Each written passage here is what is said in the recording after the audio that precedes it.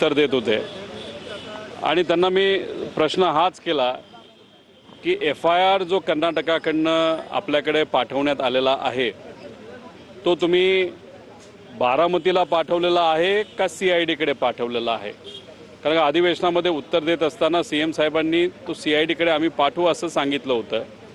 त्यांनी आम्हाला सांगितलं की आम्ही तो CIDकडे पाठवलेला आहे. पण बोलत असताना आम्ही म्हणालो की त्याची एन्क्वायरी याचा त्याचा तपास कशा पद्धतीने त्या ठिकाणी होणार? ते म्हणले तपास हा तसं बघितलं तर नंतर होत असतो, आधी आपल्याला त्याची शहानिशा त्या ठिकाणी करावी लागते. त्यामुळे कुठेतरी तो जो FIR आलेला आहे तो आम्ही CIDकडे पाठवून त्याची एक प्रॉपर एन्क्वायरी त्या ठिकाणी आम्ही करू आणि मग एन्क्वायरी झाल्यानंतर त्याच्यामध्ये काय आम्हाला गोष्टी सापडत आहेत त्याच्यावर आम्ही पुढे जाऊन त्या बाबतीत काय करायचं असं त्या ठिकाणी ठरवू असं तरी त्यांनी तिथं सांगितलं. म्हणजे आमची जी अपेक्षा होती की FIR हा स्वीकारला गेला पाहिजे, एक्सेप्ट झाला पाहिजे, तसं काय झालेलं दिसत नाही. पण एक मात्र गोष्ट महत्त्वाची जी होती असं दिसतंय की आम्ही एन्क्वायरी ज्या दिशेने झाली पाहिजे, ज्या दिशेने गेली पाहिजे ती मात्र या कर्नाटकामध्ये केलेल्या FIRमुळे आणि जो FIR आता CIDकडे पाठवलेला आहे त्या FIRच्या मुळे योग्य दिशेने एन्क्वायरी होईल अशी आमची आता अपेक्षा आहे. परंतु मुख्यमंत्री देवेंद्र फडणवीस यांनी खरं तर आश्वासन दिलं, कोणी असेल त्याला शोधून त्याला काढू अशा पद्धतीचं वक्तव्य केलेलं होतं. तुमचं मुख्यमंत्र्यांच्या वक्तव्यावरती विश्वास नाहीये का? तुम्ही आता सातत्यानं पुन्हा एकदा DGंकडे आलात आणि आता संपूर्ण या सगळ्या संदर्भातली काय पुढील तपासणी पोलिसांनी केली या सगळ्या संदर्भातला माहिती घेतली आहे? हे विषय एवढाच असतो की आपण मी सुद्धा याच्या आधी दिल्लीत काही अधिकाऱ्यांना भेटण्याचा प्रयत्न केला, राज्यात काही अधिकाऱ्यांना तिथं भेटलो, मंत्र्यांना भेटलो, पदाधिकाऱ्यांना भेटलो. DGP साहेबांना अजूनपर्यंत मी भेटलो नव्हतो.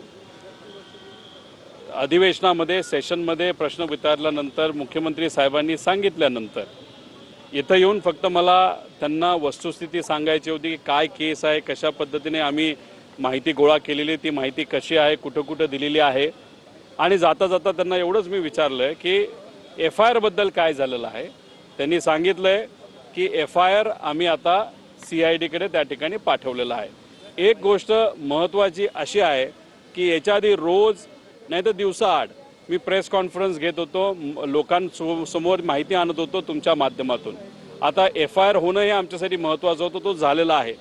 त्यामुळे बरेच दिवस मी या विषयावर कुठं बोललेलो त्या ठिकाणी आपलं दिसलं नाही. पण त्याचा अर्थ आम्ही शांत आहोत, मग आम्ही पाठपुरावा बंद केला आहे असं मात्र नाही.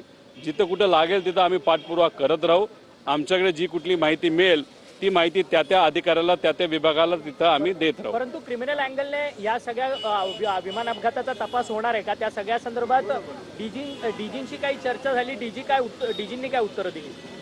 हे बघा, पूर्वी ADR जो आहे म्हणजे ॲक्सिडेंटल डेथ रिपोर्ट, तो रिपोर्ट असा असतो की ॲक्सिडेंट झाल्यानंतर माणूस कशामुळे माणसाचा मृत्यू कशामुळे झाला याच्यावर तो ADR काढला जातो, त्याच्यावर तपास चालू होता. आता हा FIR झाल्यामुळे या इन्व्हेस्टिगेशनला, या तपासाला कुठेतरी आता दिशा त्या ठिकाणी मिळालेली आहे. म्हणजे आम्ही जो FIR केलेला आहे त्या FIRवर त्यांना काम करावं लागेल, त्या FIRच्या खोलामध्ये त्यांना जावं लागेल, आम्ही ज्या काही गोष्टी त्याच्यामध्ये सांगितल्या त्याचा योग्य असं अभ्यास त्यांना त्या ठिकाणी करावा लागेल आणि मगच इन्व्हेस्टिगेशन संपेल. जर या विषयावर, या FIRवर त्यांनी कामच नाही केलं आणि नुसतंच दुसऱ्या दिशेने इन्व्हेस्टिगेशन नेलं तर ते योग्य राहणार नाही, हे त्यांना सुद्धा त्या ठिकाणी माहिती. त्यामुळे FIR केल्यामुळे या इन्व्हेस्टिगेशनला, या तपासाला कुठेतरी एक दिशा मिळाली, एवढंच या ठिकाणी मी आपल्या सर्वांसमोर सांगतो. अशोक खरात प्रकरणामध्ये अजित पवार यांच्या मृत्यूचा देखील इन्व्हॉल्वमेंट आहे अशा पद्धतीचा दावा तुम्ही सातत्यानं करत होता. कारण की अजित पवार यांच्या घराच्या समोर केलेली काळी पूजा असेल किंवा त्यांच्या फोटोंवरती असेल फुल्ली असेल, त्यामुळे एकीकडे राज्यात अशोक खरात देखील प्रकरण गाजतंय आणि दुसरीकडे सायमल्टेनियसली अजित पवारांच्या या विमान अपघाताच्या मृत्यूचा तपास देखील होतोय. खरं तर अशोक खरातच्या अँगलने खरं तर अजित पवारांच्या मृत्यूचा तपास होणं गरजेचं आहे का? त्या सगळ्या संदर्भात काही DGंची चर्चा झाली का? ते बघा, आपण जेव्हा कॉन्स्पिरसी म्हणतो क्रिमिनल कॉन्स्पिरसी, त्या ॲक्सिडेंटच्या पाठीमागे कोण आहे? तो एखादा व्यावसायिक आहे, एखादा बिल्डर आहे, एखादा राजकीय व्यक्ती आहे, एखाद्या जवळचा व्यक्ती आहे का कोण आहे? हे जर आपल्याला बघायचं असेल तर वेगळ्या वेगळ्या दिशेने आपल्याला ते इन्व्हेस्टिगेशन त्या ठिकाणी करावं लागतं. सुरुवातीला ADRवर ते करत होते, ॲक्सिडेंटल डेथ रिपोर्टवर, त्यामुळे दिशाच त्यांना त्या ठिकाणी कुठे मिळत नव्हती. आम्ही FIR केल्यामुळे आता कुठेतरी दिशा तिथे मिळालेली आहे. पण एक गोष्ट मात्र खरी आहे की खरात हे जे प्रकरण आहे त्याच्यामध्ये आपण जर काही गोष्टी खोलात जाऊन बघितल्या